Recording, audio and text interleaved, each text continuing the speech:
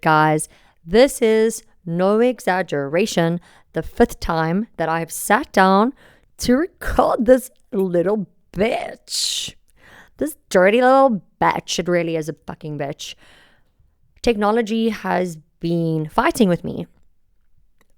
I know that you guys don't care. And why should you? And why should you? You shouldn't care. Unfortunately, for me, I have to reconcile.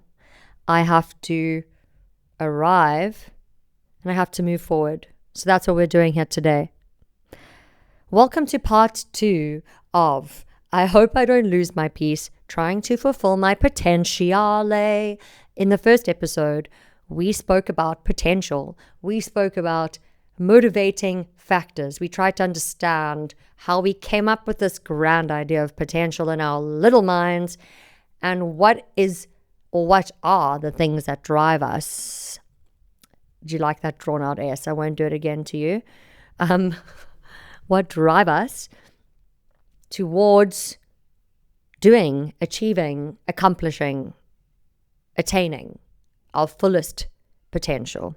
This week's episode is going to touch on the other side of the coin of this episode, if that even makes any logical sense. And that is the subject of peace. We touched on the potential, now we're touching on the peace. And I feel as though to truly articulate how we got here, one needs to, and when I say one, me, I need to really look back and think about where this unfolding of wanting more peace, of first experiencing peace, even began. And I think it began in Komiki as the first attempt at attaining a sense of peace.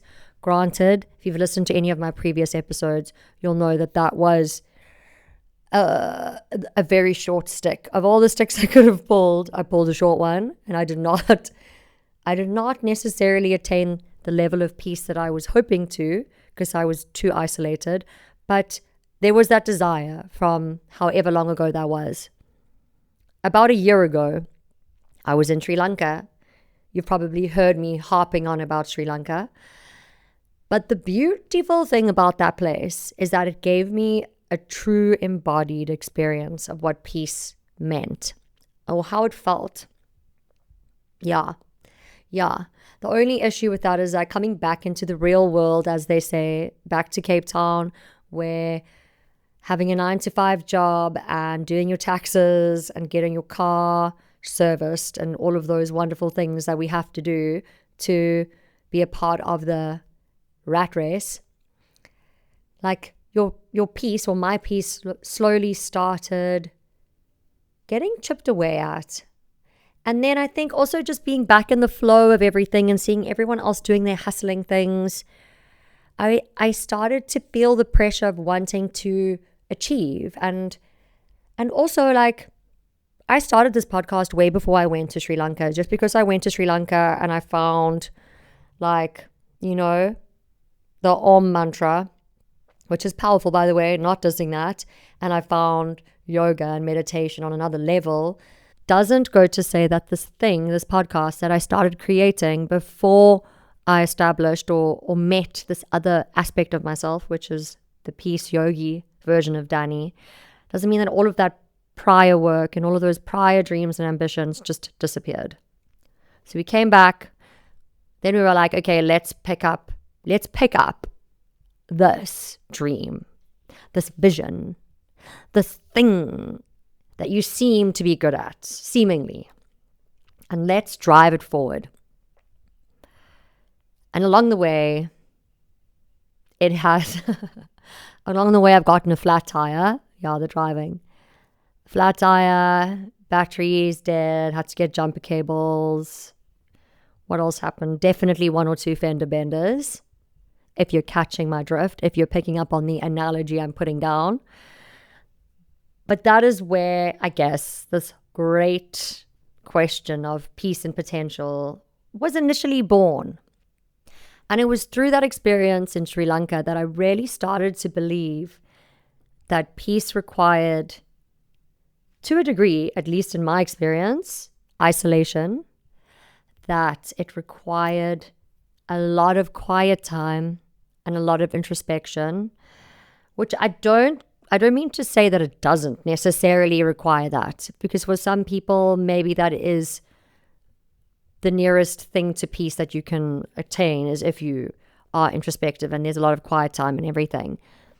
But I I think because my first encounter with peace was in a place where I was so far removed from everything that I knew and know here, that I truly started to believe in order to wholeheartedly experience peace, I need to be a monk on a mountain in the mist, sitting in white linen, praying, And the problem with that is that we want material things.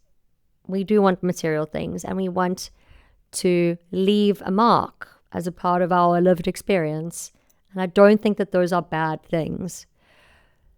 I'm not here to tell anyone what the right or the wrong thing is to do in life, but I am trying to interrogate my own desires. And I really believe that I can achieve all the things that I want to achieve, but not without doing a personal inventory and making sure that I'm taking things at a pace, that I'm caring for myself in a way that I feel safe enough along the journey not to completely abort mission.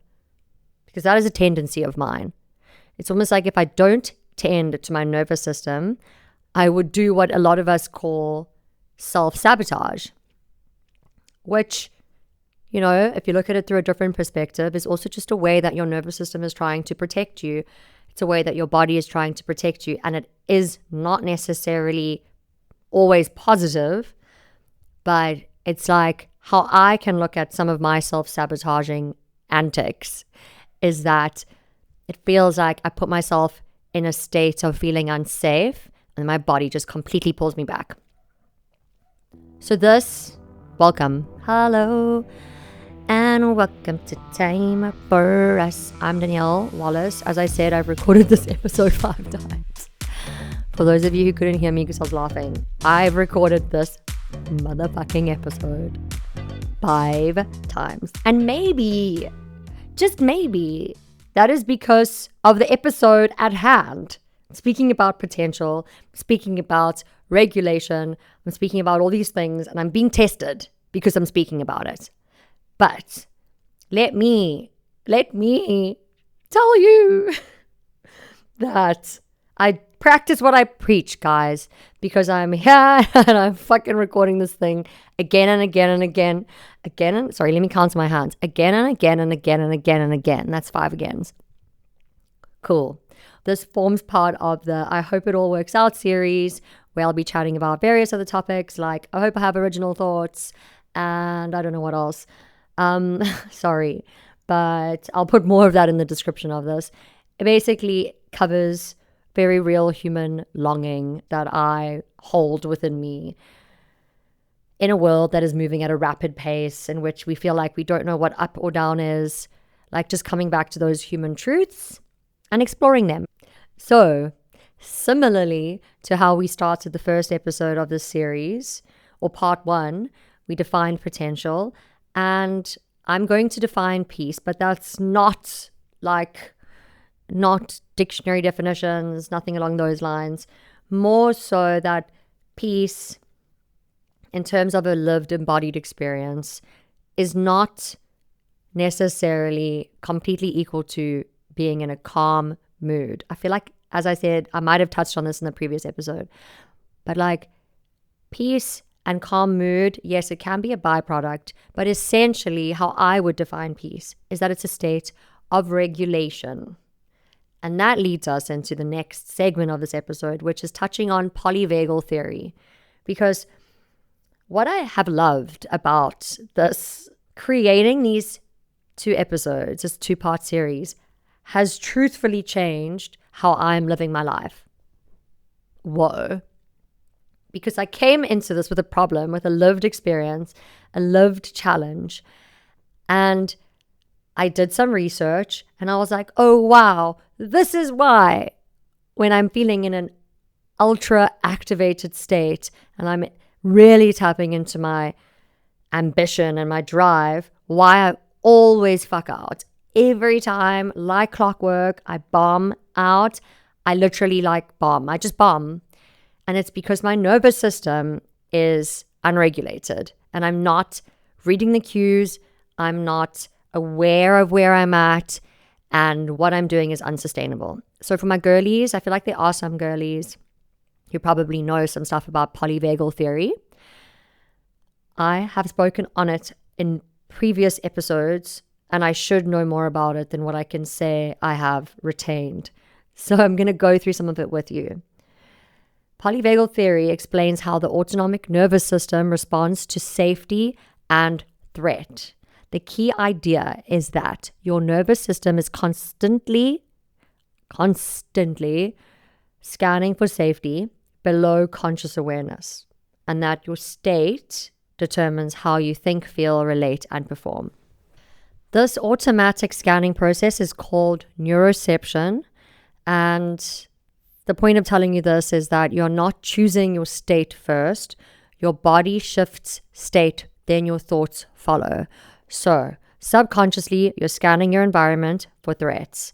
If your body picks up on a threat or what is a perceived threat, I think that's also interesting to understand how our nervous systems might have been pre-wired, because something might not necessarily be a life or death threat, but you perceive it as such.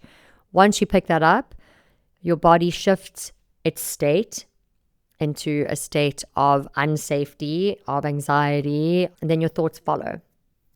So there are three primary states in polyvagal theory. The first is ventral vagal, which is a regulated state, and it is associated with safety and connection. From a physiology point of view, your heart rate will be steady, your breathing is rhythmic, muscles relaxed but alert, digestive system functioning. Psychology, clear thinking, creativity is available to you, social engagement is possible, and effort feels sustainable.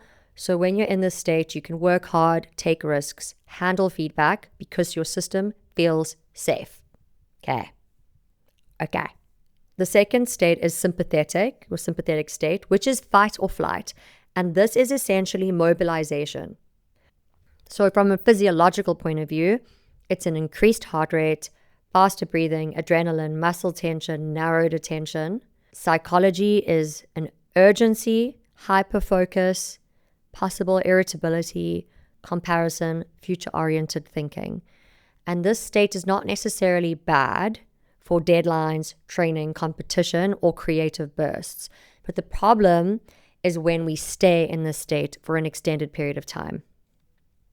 Then the third one we have is dorsal vagal, which is complete shutdown and collapse. This is immobilization, physiology,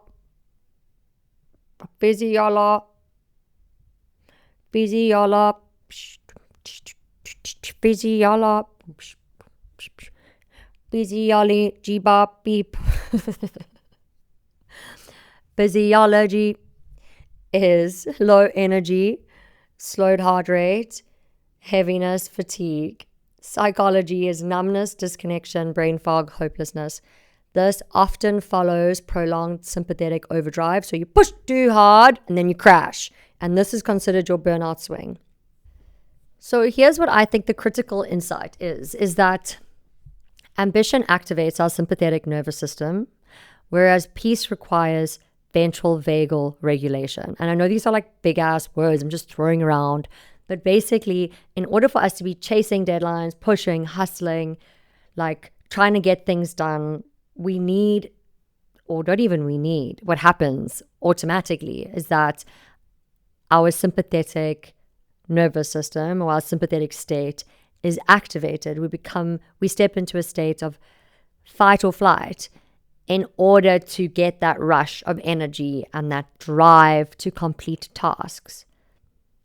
The interesting thing and the conundrum that we all face is that to feel peace, we need to be in a state of ventral vagal activation. So that's the first one. That's that like grounded, regulated, rhythmic breathing, that clear way of thinking. And that's where Literally, I'm not even joking you. I'm not even arsing you right now.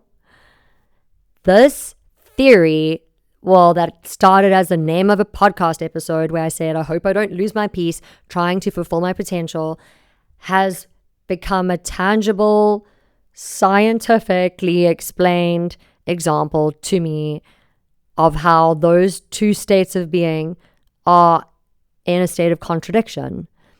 Because I was like, I can physically, tangibly, obviously, in an embodied sense, feel that there's just like a war happening within me. And here we have it, guys. And here we have it. Case closed. Slams laptop shut.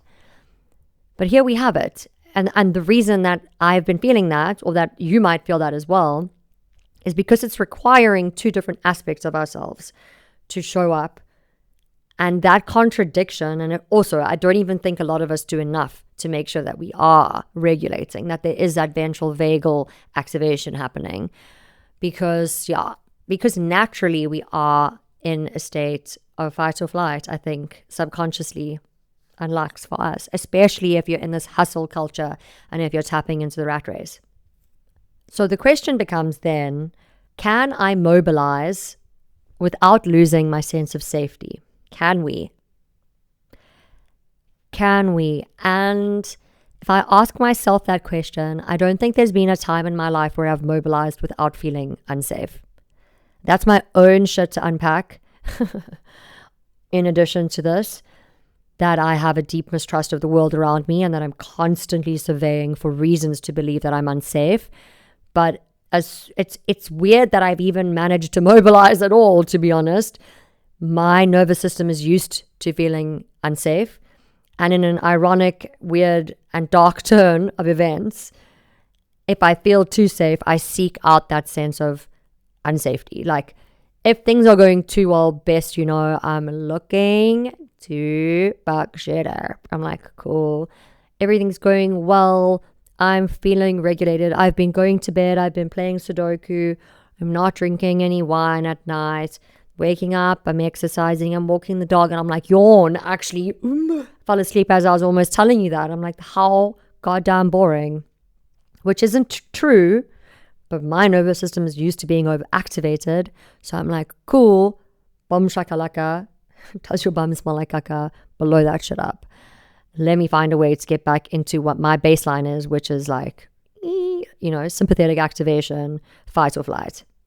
That's something I have to work through now because if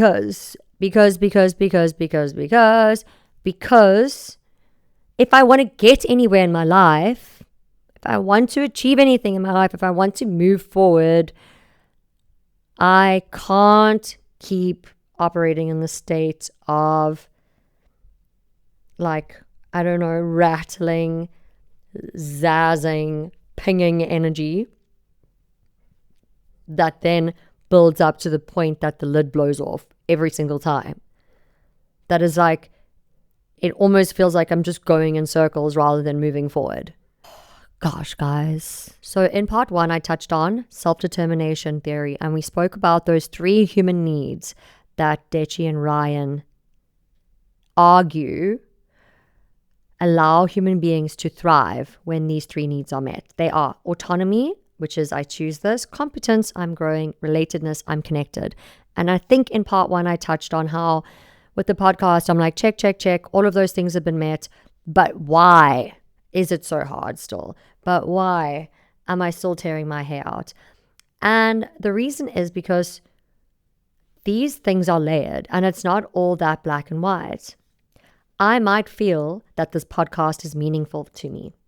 But what my nervous system is interpreting from that is that if this fails, it's dangerous. So that's like the layer on top of the layer. I'm like, yes, I love this. I choose this. It's meaningful. My nervous system's like, cool. Add another layer to that. If this fails, it's dangerous. And then that interpretation is what triggers a sympathetic, almost bracing. I'm like bracing myself rather than being in a state of flow, almost. In the context of peace and potential, I think that peace is being able to work intensely without losing the feeling of being safe.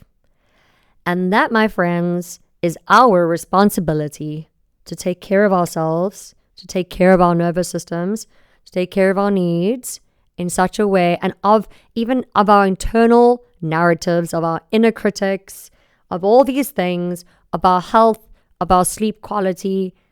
There are so many things, of our connectedness to others. There's things that we need to tend to ensure that we feel safe along the way, so that this intense work, or this thing that we are so passionate about, or this thing that we place such great emphasis on in our lives to attain as a reflection on our caliber as a human being, that is something we can hold in a space of duality, not to take that down and say that it's not of that importance, because I think then if you do that, you can lose a bit of the steam that goes behind it, right? You're losing the steam that's going to keep the wheels in the train going, chugging forward. But it's holding that, and the other half of allowing ourselves, or cultivating a sense of safety within ourselves, so that we're not releasing endlessly in our bodies these crazy chemicals, adrenaline, and all these hectic chemicals that are going to keep us in a sympathetic state, that ultimately, and I think I may have said this before, I can't remember because I've recorded this 5 times, but so bear with me, please. I don't even know, my voice has changed this episode out of sheer trauma, I think. So just excuse me, and I'm holding my vape now. I'm traumatized and I'm continuing. I'm in sympathetic activation. I'm personally sympathetically activated. But we move forward. But yes, we need to cultivate the ability to expand without losing our sense of safety, in order for it to be sustainable. We go back to sustainability, guys. Reduce, reuse, recycle, and also sustainable ambition, TM. So I think what is important is capacity building. And that involves recovery. We can't increase our output without matching that with a level of recovery. Stress with recovery will result in growth. But stress without recovery will result in burnout. And we know now, well, we've always known that we need a little bit of stress. We embrace stress. Stress is actually good for us, guys. Stress is character building. Stress is motivating. We do not reject and hate stress, but we acknowledge that since it is a part of our human existence, much to our dismay, stress will never go away. We need to maintain our inner world in such a way that stress does not become the baseline, the normal, just our everyday way of life. That's where recovery, regulation is so important. So on the note of becoming aware of our internal world, I think that everyone has a responsibility to themselves. They owe it to themselves to step into a space of nervous system literacy, understanding your body, understanding what triggers show up in your body. So if something is pushing you past your limits, how do you feel in your body? What are the signs that is a place where you are pushing it a bit too far? What are your activation cues? From there, we can make a cognitive note of stepping into regulation. If we haven't built it in already as a regular practice, then it's okay, forgot about this, but I'm aware of my body. I know that my body is being activated by such and such. Examples could be a tight chest, racing thoughts, irritability, obsessive checking. But yeah, peace requires us to notice our escalation before it results in collapse. And maybe, I was going to say, maybe this warrants a part 3 that I can record 10 times. Just kidding. I shan't. This is not the episode for giving you examples of how to regulate yourself. For some people, it might be playing a ball sport, running, swimming, yoga, meditating, journaling, going to bed early. I don't know. I feel like we all have our own expression of what that regulation looks like. So it's not a blanket prescription that everyone must go home with and do, because we're also all different people. And I think the key to this is finding what works for you, because if you hate the way that you are regulating, you're not going to do it. You're going to avoid doing it. So find something that you know works for you, that you enjoy doing, and find ways of weaving that into our hustle lives. The purpose of this episode in my mind is not to end with we all need to slow down, full stop.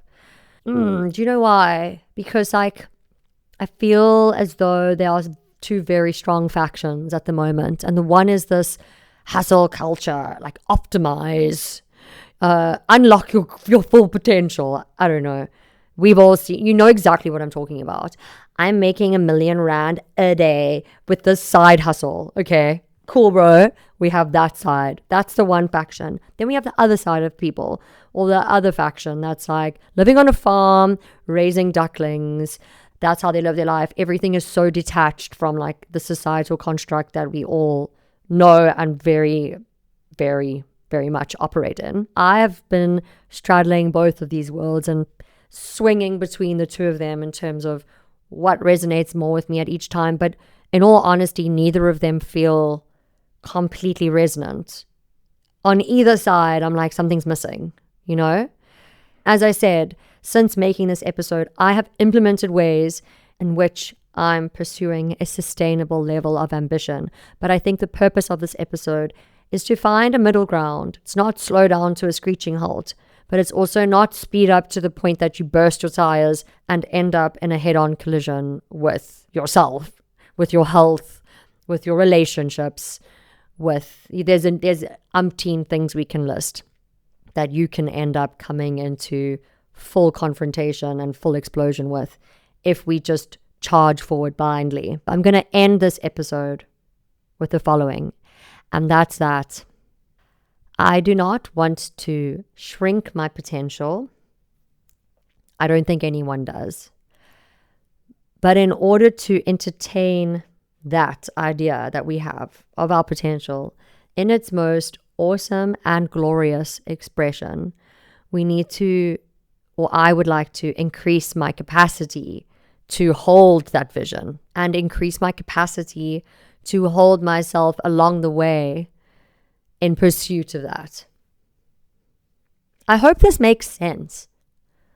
I hope it makes sense, guys. It's all I can hope. Slams laptop. Slams lamb chop shut. Oh my God, I almost panicked. I thought that I had maybe connected the sound to this laptop. That was fucking reckless of me. That was reckless of me. Okay. Anyway, guys, thank you so much. Thank you so much for listening to this episode. I really hope that it made sense to you. And yes, I am probably always for the rest of my life going to be someone who is going to end my podcast episode saying, let me know if this and let me know if that. And that, I hope it makes sense, because a lot of what I do is vulnerable and I'm very self-aware, and I don't think that that's ever going to change. So yeah, I'm also crusty and dusty at this at the moment. I have not recorded my own episodes from start to finish in what some would say is eons. Hence all these technical mishaps.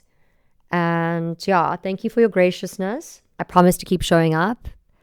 Thank you for making time for us. Like, share, subscribe, scream it from the rooftops, swing from the chandeliers. Yeah, I love you guys. Thank you for showing up and rate my podcast. And I don't know, just do all of that stuff. Thank you.